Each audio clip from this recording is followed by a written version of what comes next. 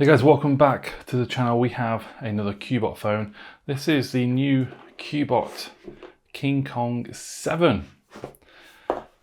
Now, 8 gigs of RAM in this, powered by the Helio P60 processor, which is a processor that launched in 2018, so it's not a brand new chip. Here it is, typical rugged beast. Okay. Now this weighs 267 grams, apparently. Wow, yeah, it's a typical CUBOT beast. If you remember the KingKong 5 I had a couple of months back, let's pop that there a sec. Let's see what else we've got in here. Undetachable battery.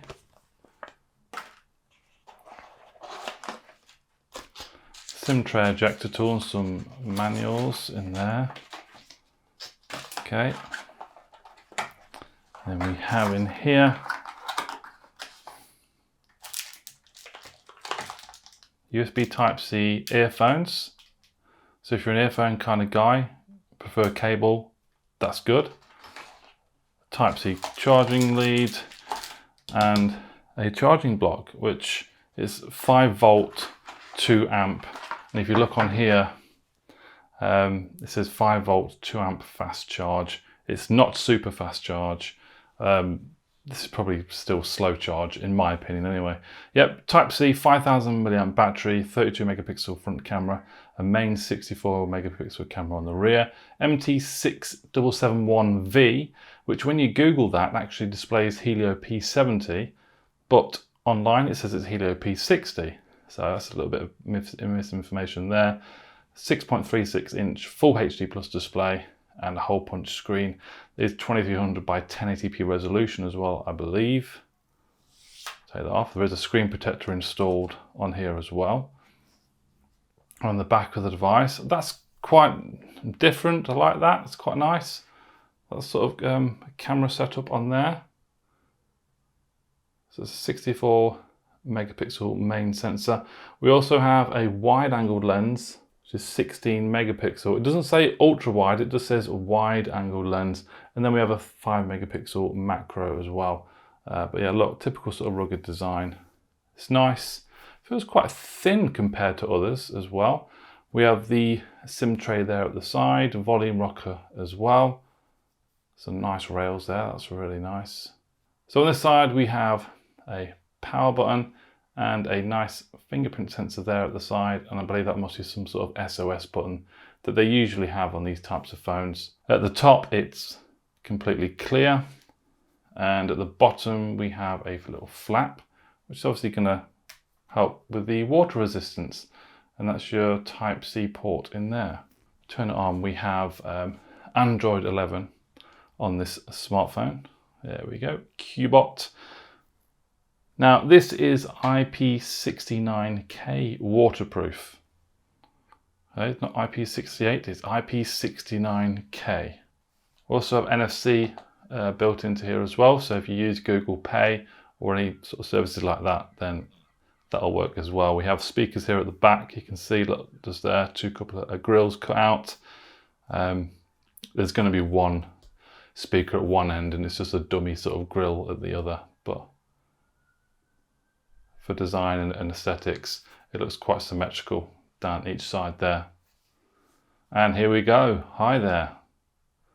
I'm going to set this up and back in a sec. Okay guys, I'm all set up, connected to the Wi-Fi, updated a few apps that needed it. And this is basically the home screen. This is the default wallpaper that was on. And if you have a look at some of the apps, like it says on, I think on the box or on the website, it is a pretty much stock Android experience. The only odd thing that I have seen on here at the moment is these, or that debugger logger UI service is running. Don't know why. I've even clicked it. I've stopped all the logs. You can even click starting logs. So I don't know why that's happening on there. I'm sure CUBOT should be able to shed a little bit of light onto that, but I don't really want that on there. Can't seem to get rid of it from the top there though either. So maybe CUBOT have missed something once finishing the setup of the CUBOT phone. this might just be a, you know, a one-off. But yeah, pretty standard. Here's the menu as well. Location was on and NFC was on straight out of the box, but I've turned them off. But yeah, pretty much what you'd come to expect. I've also enabled gestures within the settings in system. There's no updates available yet either. I've turned on the fingerprint sensor, which I'll show you in a moment and test that. In terms of the display, I mean, look, there's different angles. Look, I mean, that's quite a tight angle there, and you can still see the viewing angles on this aren't actually too bad at all, you know. It's quite a nice display. Have a look at some of the YouTube settings. You can go all the way up to 2160, which obviously it's not a 2160 display, it's only 1080. So we can apply the 1080p. Let's see what we get there. You can pinch zoom as well. Let's get just a bit of a closer look at that display, and obviously the viewing angles on there.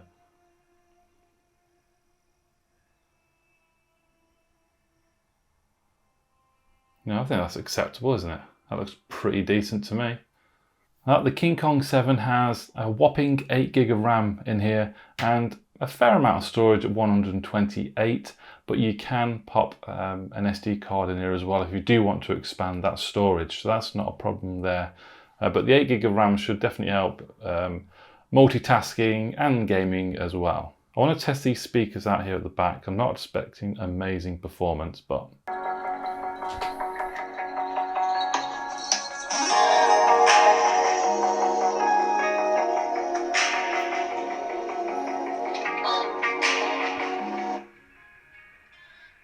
it seems to be coming mainly from this side here. Doesn't really make any difference at all when covering that one.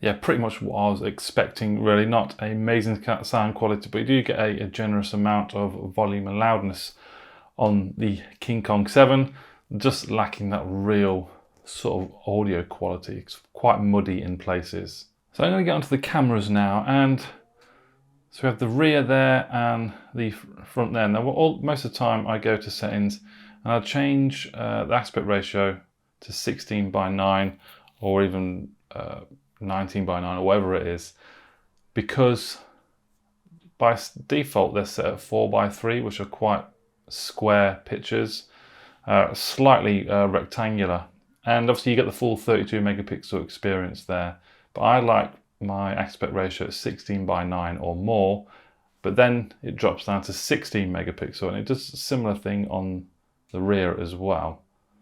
So obviously the rear is 64 megapixel at 4:3, but I like the 16:9, so it's going to drop down to 62. Switch to video mode, and video capabilities, you can shoot up to 1080p. Just bog standard camera setup on here. Don't expect outstanding quality.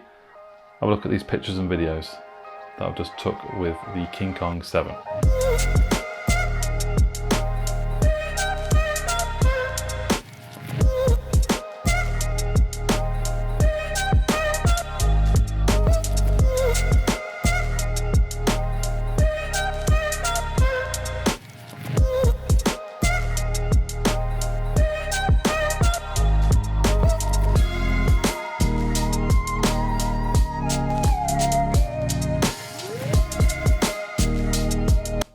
Front-facing video on the KingKong 7, maximum recording quality up to 720p, and there's no stabilization in this, so it's going to be a bit shaky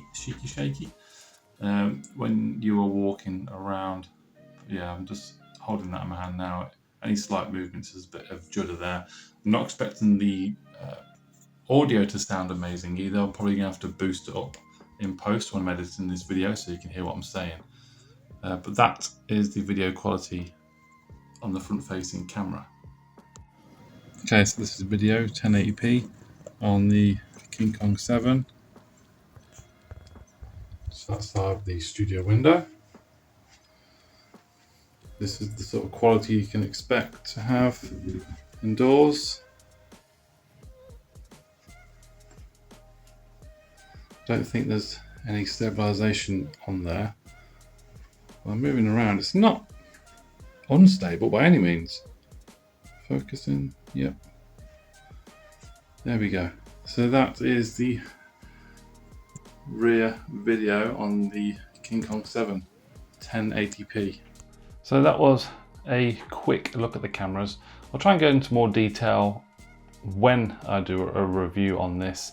But in terms of the selfie camera, I've noticed I had to take a few selfies actually, because they didn't quite look focused in my eyes. It looked a little bit blurry and I couldn't get the perfect picture. So what you saw here is basically what I could get after 3-4 attempts.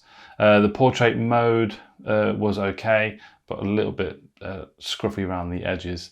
No stabilization in video, especially on the selfie video. I think the rear video looked more stable than it did on the selfie, but I don't think there's actually any stabilization in there. I quite preferred the actual video on the rear of this device. Actually, it's not actually too bad at all. The main sensor for pictures was nice on here. Then obviously when you use the wide-angled lens, you do see a little bit of distortion around the edges and the corners, and it doesn't look that great.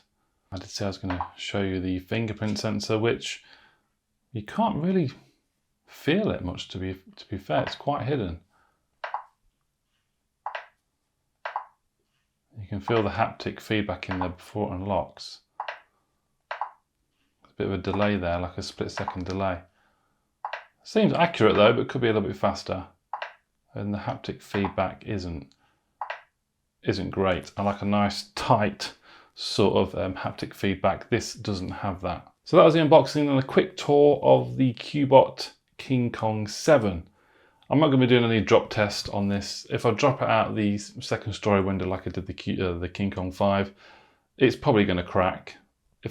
Any phone that you chuck face down, if it lands face down, it's going to crack on the grass. On the grass? I hope it doesn't crack on the grass. The glass. But you know, the way it's built, the solid sort of frame will help it withstand any sort of knocks and drops. So let me know in the comments below what sort of things you want me to cover in the review on this smartphone, what sort of things you want me to test. Early indications, it's got a nice display. I do like the design. It's lighter and thinner than other rugged phones that I've used. Software is nice and stock, which I like. I prefer a better camera setup there on that. And also this debugger thing there, I'm not too impressed with that either. But yeah, that's the KingKong 7, guys. Thank you very much for watching. If you enjoyed this content, then please do hit that subscribe button. Give the video a thumbs up, and I'll see you soon. Bye-bye.